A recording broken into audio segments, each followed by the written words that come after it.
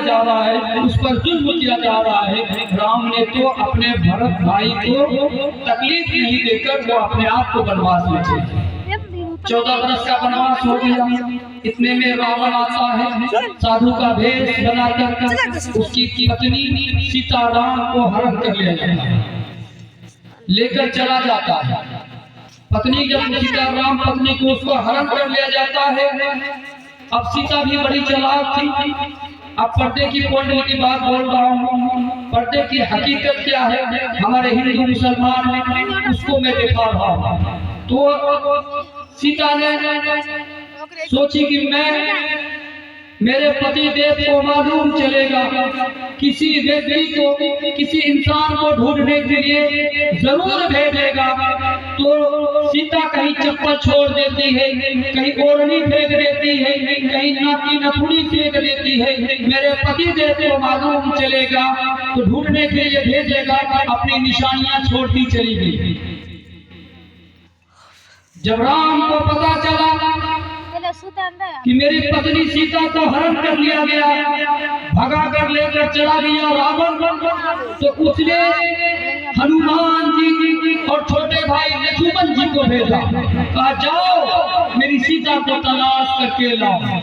सीता को तलाश करने के लिए अब ये हनुमान जी और लक्ष्मण जी जाते हैं, रास्ते में इधर उधर ढूंढते हैं तो देखते हैं आगे चलकर कि एक चप्पल वहीं पर पड़ी है। कहता ये चप्पल किसकी है? ये मेरी भाभी की चप्पल है।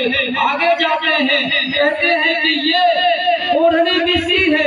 ये मेरी भाभी की ओढ़नी है।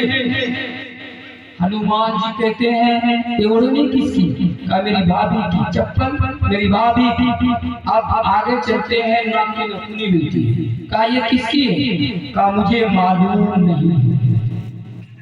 हनुमान जी कहते हैं लक्ष्मण जी की, तुमने तो ओढ़नी को पहचान लिया, तुमने तो चप्पल को पहचान लिया, लेकिन अब ये बताओ ये नाकी नथुनी किसकी है? का मुझे मालूम नहीं है। मुझे 14 बरस हो गया, लेकिन आज तक मैंने अपनी भाभी का शक्ल नहीं देखा। अपनी भाभी का मैंने शक्ल तक नहीं देखा तो मैं कैसे पहचानूं? 14 बरस सेवा करता रहा। लक्ष्मण छोटे भाई कह रहा है उसका देवर, सीता के देवर, कि आज तक मैंने कभी भी अपने भाभी की शक्ल तक नहीं देखा। आज भाभी को आई लव यू बोलता हूं। अब भाभी को इधर उधर घुमाता रहता। मेरे भाइयों यही बात है। आज खुदा की कसम मुझे रोना आता है, कलकत्ता की सरजमीन पर एक मुस्लिम समाज की लड़की गैर कौम से, उससे यहाँ तक कि रिश्ता जोड़ लेती है, दोस्ती कर लेती है, लेकिन हालत क्या होता है उनकी आप देखेंगे। वहाँ पर कॉलेज स्कूल से फोन किया जाता है कि आप आओ, जिसका नाम अंकित है, वो फोन करता है कि आप आ जाओ उधर स्कूल के बाहर निकलो। मेरी माँ बहनों जरा ध्यान से सुनो। बाहर वो निकलती है, वो लड़की बाहर निकलती है।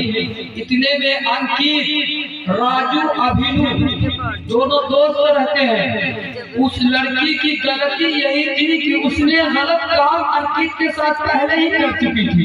मुस्लिम लड़की गलत काम पहले ही कर चुकी थी, हामला हो गई थी। जब उनके अंकित को मालूम चला तो उसने कही कि मैं हामला हो गई हूँ, मैं तुमसे शादी करना चाहती हूँ। इतना कहना था तो उनको गुस्सा आ गया और किसी तरह बहाने से उसे स्कूल के बाहर बुलाया। बुलाने के बाद कहा एक काम करो, इसको हम खत्म कर देते हैं ताकि झमेला ही खत्म हो जाए। लड़की को बाहर बुलाकर और उन दो दरिंदों ने, जो राजू अभिनव था, उन दो दरिंदों ने उस लड़की को जबरदस्ती पकड़कर और 4 चक्के में बिठा कर 3 दिन तक मुसलसल रूम के अंदर बंद करके उनके अजमतों को लूटा और उस लड़की को परेशान किया गया। यहाँ तक कि मन नहीं था वो जालिम था तो वो जालिम क्या किया, लास्ट में उस लड़की के कपड़े फाड़ कर उसको खत्म करके जान मार डाला। मारने के बाद रोड पे नंगा फेंक दिया।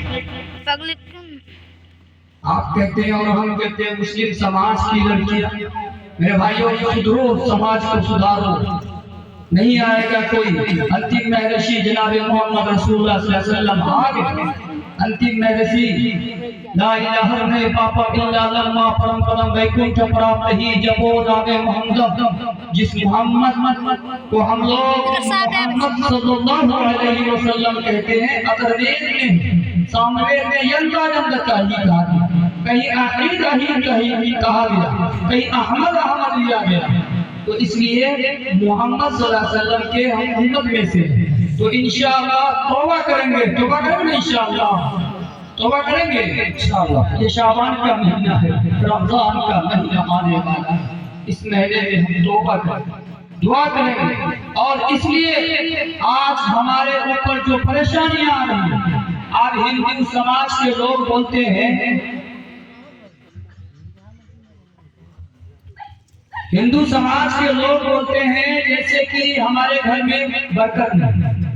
मुस्लिम भाई लोग बोलते हैं हमारे घर में बरकत नहीं। गीता का मंत्र है, श्लोक नंबर 13 में कहा गया, ये शास्त्र विधि मुत्सर्ज वरगले काम कारतः न ससिद्धि न मवापनोति न सुखम न परागति। कि शास्त्र के अनुसार जो जिंदगी नहीं गुजारेगा वो